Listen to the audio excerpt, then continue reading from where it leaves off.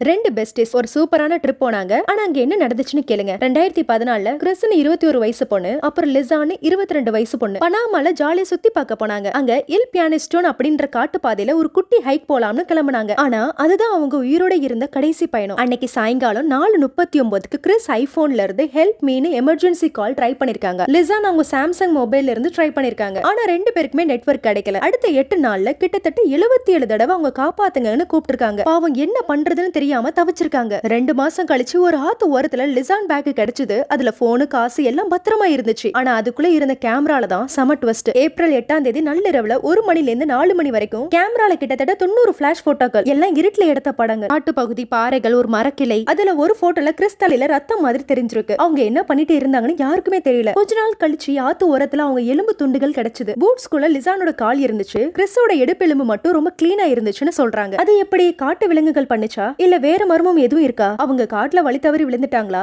இல்ல வேற யாராவது அவங்களுக்கு என்னமோ பண்ணிட்டாங்களா? 77 எமர்ஜென்சி கால்ஸ், 90 மர்ம போட்டோஸ். அவங்க கடைசி என்னதான் பண்ணாங்க? இதுக்கெல்லாம் விட தெரியாமலே இந்த கதை இன்னுமே ஒரு பெரிய சஸ்பென்ஸ் த்ரில்லர் மாதிரி இருக்கு.